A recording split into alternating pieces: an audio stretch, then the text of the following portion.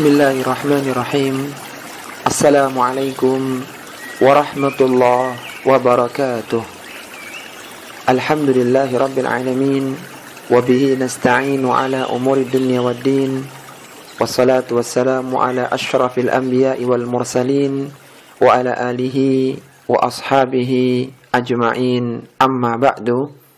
Sahabat kreatif yang semoga senantiasa dirahmati oleh Allah subhanahu wa ta'ala.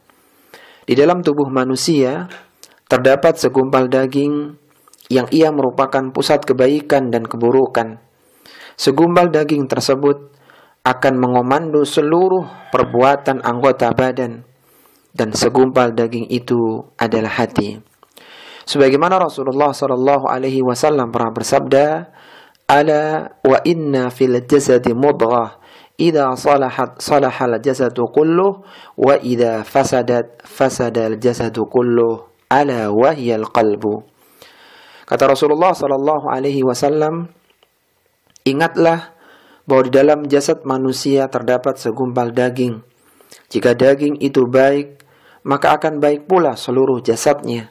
Akan tapi sebaliknya, ketika daging itu rusak, maka akan rusak pula seluruh jasadnya. Ala wahyal qalbu, ketahuilah bahwasanya segumpal daging itu adalah hati. Allah subhanahu wa ta'ala tidak melihat kepada wajah dan harta manusia. Akan tapi yang dilihat oleh Allah subhanahu wa ta'ala adalah hatinya dan amalannya. Rasulullah sallallahu alaihi wasallam pernah bersabda, "Innallaha la yanzuru ila suwarikum wa amwalikum, walakin yanduru ila qulubikum wa a'malikum." Kata Rasulullah sallallahu alaihi wasallam, sesungguhnya Allah Subhanahu wa taala tidak melihat kepada bentuk wajah kalian dan harta kalian. Akan tapi yang Allah Subhanahu wa taala lihat adalah hati-hati kalian dan amalan-amalan kalian. Oleh karena itu, sahabat kreatif yang semoga senantiasa dirahmati oleh Allah Subhanahu wa taala, hendaknya seorang muslim dan muslimah berupaya untuk membersihkan dan menyucikan hatinya dari hal-hal yang buruk agar ia mendapatkan kebahagiaan dan keberuntungan. Allah Subhanahu wa ta'ala bersumpah sebanyak 7 kali sebelum menyebutkan tentang keberuntungan bagi orang-orang yang menyucikan hati dan jiwanya. Allah Subhanahu wa ta'ala berfirman dalam surat Asy-Syams pada ayat yang pertama sampai ayat yang ke-10. Allah Subhanahu wa ta'ala berfirman, "A'udzu billahi minasyaitonir rajim. Bismillahirrahmanirrahim. Wasyamsi wadduhaha wal qamari idza talaha wan nahari idza jallaha wal laili idza yaghshaha was samaa'i wama banaha wal ardi wama tahaha wa nafsin wama sawwaha فألهمها فجورها وتقواها قد أفلح من زكاها وقد خاب من دساها. Kata Allah Subhanahu wa ta'ala, Allah Subhanahu wa ta'ala bersumpah demi matahari dan cahaya di pagi hari. Kemudian yang kedua, demi bulan apabila mengiringinya. Yang ketiga, demi siang apabila menampakkannya. Yang keempat, demi malam apabila menutupinya. Yang kelima, demi langit serta pembinaannya. Yang keenam, demi bumi serta hamparannya. Dan yang ketujuh, Allah bersumpah demi jiwa serta penyempurnaan penciptaannya. Fa'alhamaha fujuraha wa taqwaha, kata Allah. Allah mengilhamkan kepada jiwa tersebut jalan-jalan kefasikan dan jalan-jalan ketakwaan. Untuk apa Allah Subhanahu wa ta'ala bersumpah dengan 7 lapisan ini? Maka Allah Subhanahu wa ta'ala menyebutkan, qad aflaha man zakkaha wa qad khaba man dassaha. Sungguh beruntunglah orang-orang yang menyucikan jiwanya, dan sungguh merugilah orang-orang yang mengotori jiwanya. Maka sudah selayaknya sebagai seorang muslim dan muslimah, kita bersihkan hati kita dari berbagai kotoran dan penyakit-penyakit hati. Sahabat kreatif yang semoga dirahmati oleh Allah Subhanahu wa ta'ala, hati manusia terbagi menjadi 3 kategori. Yang pertama adalah qalbun mayyit, adalah hati yang mati. Apa itu hati yang mati? Hati yang mati adalah hati yang tidak mengenal Rabb-nya, tidak mengenal penciptanya.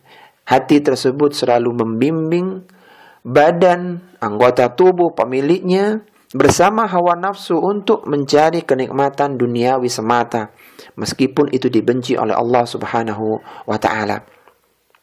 Hati yang semacam ini, dia tidak akan peka dengan peringatan. Dibacakan ayat-ayat Al-Quran tidak bisa menembus ke dalam hati yang sudah mati tersebut. Allah Subhanahu wa ta'ala berfirman dalam Al-Quran, Innal ladhina kafaru sawa'un alaihim a'angdartahum am lam tundirhum la yu'minun. Khatamallahu ala qulubihim wa ala sam'ihim wa ala absarihim ghishawatu wa lahum adzabun azim. Kata Allah Subhanahu wa ta'ala, sesungguhnya orang-orang kafir, sama saja bagi mereka engkau berikan peringatan atau engkau tidak beri peringatan, maka mereka tidak akan pernah beriman. Khatamallahu ala qulubihim wa ala sam'ihim wa ala absarihim ghishawah. Allah telah mengunci hati mereka. Hati mereka telah mati. Allah kunci pendengaran mereka dan di penglihatan mereka ada penutupnya. Dan bagi mereka ada siksaan yang pedih. Ini jenis hati yang pertama, yaitu hati yang mati yang tidak mengenal siapa Rabb-nya. Sehingga peringatan dan nasihat pun tidak bermanfaat bagi hati semacam ini. Kemudian yang kedua adalah qalbun sahih atau qalbun salim, yaitu hati yang sehat.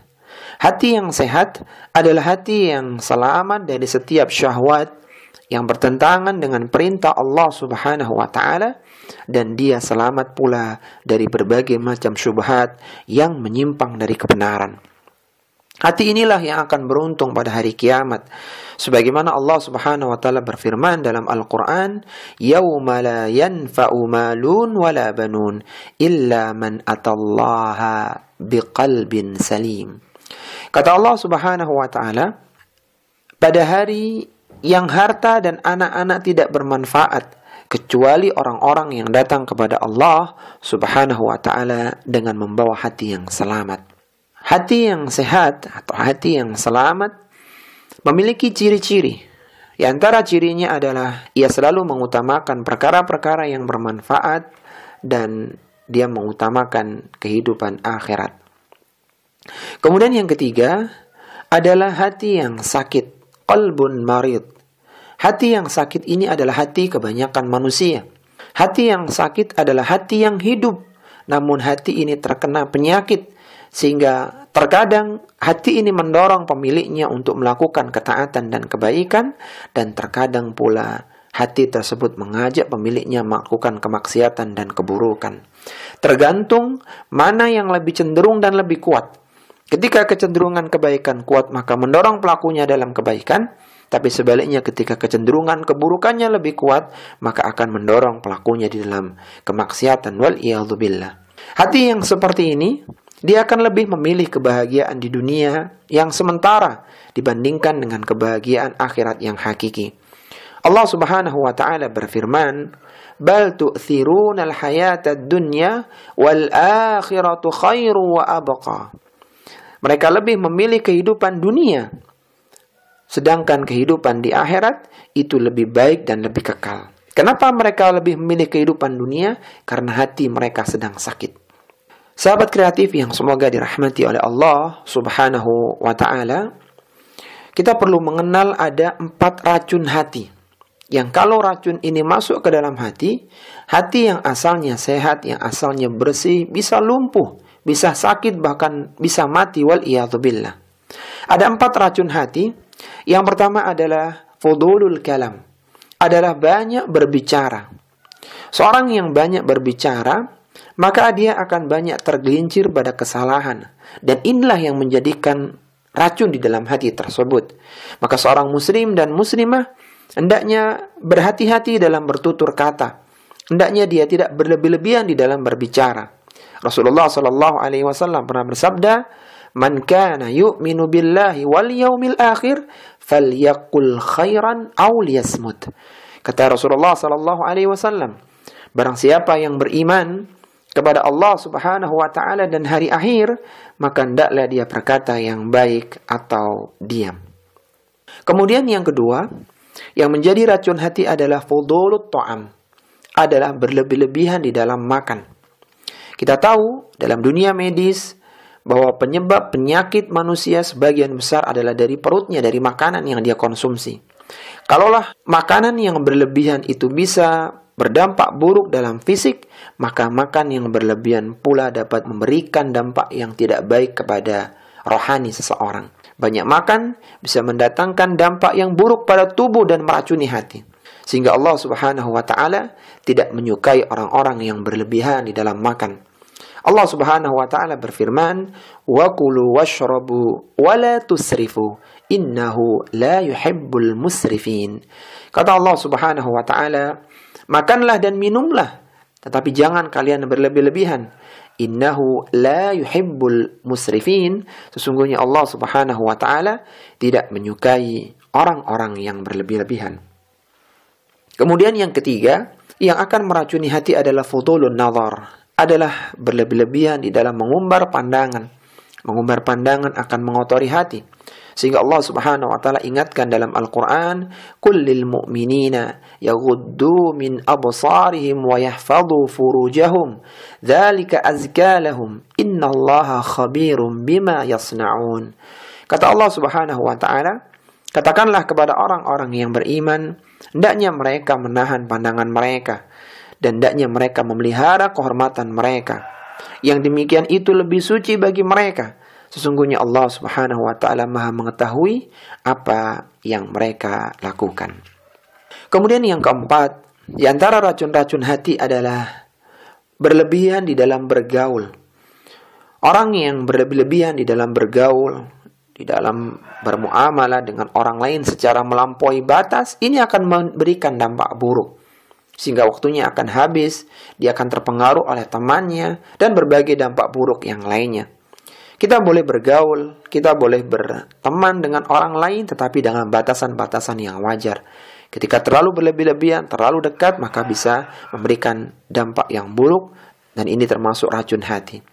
Rasulullah SAW pernah mengingatkan dalam hadisnya, "Al-mar'u ala dini khalilihi, falyandur ahadukum man yukhalil."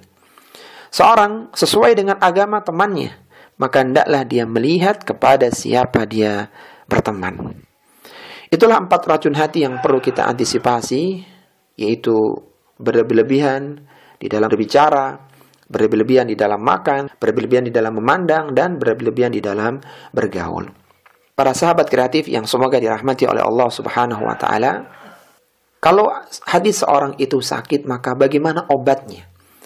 Ini akan menjadi pembahasan kita, yaitu apa obat penawar hati, sehingga hati yang asalnya sakit, yang asalnya terkena racun bisa kembali pulih, kembali sehat, kembali bercahaya, sehingga memberikan dampak kebaikan bagi pemiliknya. Di antara obat penawar hati, untuk mengobati hati yang sakit, yang pertama adalah memperbanyak zikir dan beristighfar kepada Allah Subhanahu wa taala. Ketika seorang dalam waktu yang luang, dalam waktu yang senggang, hendaknya dia banyak berzikir kepada Allah Subhanahu wa taala sehingga hatinya menjadi tenang. Diisi hari-harinya dengan beristighfar kepada Allah Subhanahu wa taala. Allah Subhanahu wa taala berfirman, "Ala bidzikrillahi tatmainnul qulub." Ingatlah, hanya dengan mengingat Allah Subhanahu wa taala hati menjadi tenang. Kemudian yang kedua, obat untuk penawar hati yang sedang sakit adalah membaca Al-Quranul Karim. Membaca dan mentadabburi Al-Quran akan menyembuhkan penyakit-penyakit hati. Penyakit dengki, emosi, hasad, dan yang lainnya akan terkikis dengan bacaan Al-Quran, dengan tadabbur Al-Quran. Allah Subhanahu wa taala berfirman, "Ya ayuhan nasu, qad ja'akum mau'idhatum min rabbikum wa shifaa'un lima fis sudur wa hudaw wa rahmatul lil mu'minin." Kata Allah Subhanahu wa taala, "Wahai sekalian manusia, Sesungguhnya telah datang kepada kalian pelajaran dari Rabb kalian, yaitu Al-Quranul Karim. Yang Al-Quran ini, wa shifa'un lima fis sudur, adalah syifa, adalah obat penyembuh bagi penyakit-penyakit yang ada di dalam dada, di dalam hati. Wahudan, dia adalah petunjuk. Wa rahmatul lil mu'minin, dan dia adalah rahmat bagi orang-orang yang beriman. Maka luangkan waktu di sela-sela kesibukan kita sebagai seorang pemuda, sebagai seorang pemudi, sempatkan waktu untuk membaca Al-Quran. Usahakan jangan sampai satu hari bergulir, berjalan tanpa ada bacaan Al-Quran di dalamnya. Kita harus menyempatkan untuk membaca Al-Quran meskipun hanya satu lembar. Yang ketiga, obat penawar hati adalah menghadiri majelis-majelis ilmu. Ketika seorang hadir di majelis ilmu, maka seorang akan ditunjukkan jalan-jalan kebenaran. Dia akan dibimbing di atas kebenaran, diingatkan jalan-jalan keburukan dan kemaksiatan untuk ditinggalkan. Dan di majelis ilmu akan dibacakan ayat-ayat Al-Quran, dihidupkan sunnah-sunnah Rasulullah SAW yang semuanya akan menghidupkan dan melembutkan hati. Allah Subhanahu wa taala berfirman, "Inna fi dzalika ladzikra liman kana lahu qalbun aw alqa as-sam'a wa huwa syahid." Kata Allah Subhanahu wa taala, sesungguhnya pada yang demikian itu benar-benar terdapat peringatan bagi orang-orang yang memiliki akal, yang menggunakan pendengarannya dan dia menyaksikan. Ketika seorang hadir di majelis ilmu, dia harus fokus pandangannya, pendengarannya, dan hatinya, sehingga ilmu yang disampaikan di dalam majelis itu bisa dia pahami dan bisa dia amalkan dalam kehidupan. Yang terakhir, sahabat kreatif yang semoga dirahmati oleh Allah Subhanahu wa taala, obat untuk penawar hati yang sedang sakit adalah berdoa kepada Allah Subhanahu wa taala. Karena hati manusia berada di antara jari jemari Allah Subhanahu wa taala. Allah mampu memberikan hidayah kepada hati tersebut sehingga dia bisa istiqamah di atas kebenaran dan kebaikan. Dan sebaliknya, Allah mampu pula memalingkannya di dalam kesesatan, wal iyadu billah. Maka hendaknya kita mohon kepada Allah Subhanahu wa taala agar hati kita dijaga di atas ketaatan, dipalingkan dari berbagai macam keburukan. Di antara doanya adalah, ya muqallibal qulub, tsabbit qalbi ala dinik, Allahumma musarrifal qulub, sarrif qalbi ala ta'atik. Wahai yang membolak-balikan hati, tetapkanlah hati ini pada agamamu. Ya Allah, yang malingkan hati, palingkanlah hati ini di atas ketaatan kepadamu.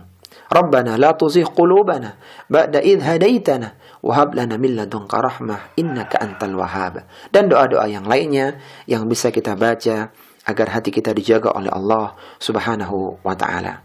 Akhirnya kita mohon kepada Allah Subhanahu wa taala semoga Allah senantiasa menjaga hati kita, menghidupkan hati kita, membersihkan penyakit-penyakit yang ada di hati kita sehingga hati kita menjadi hati yang sehat, hati yang menyiapkan pemiliknya untuk berbekal di kehidupan akhirat, yang membimbing pemiliknya di atas jalan-jalan kebaikan dan kebenaran.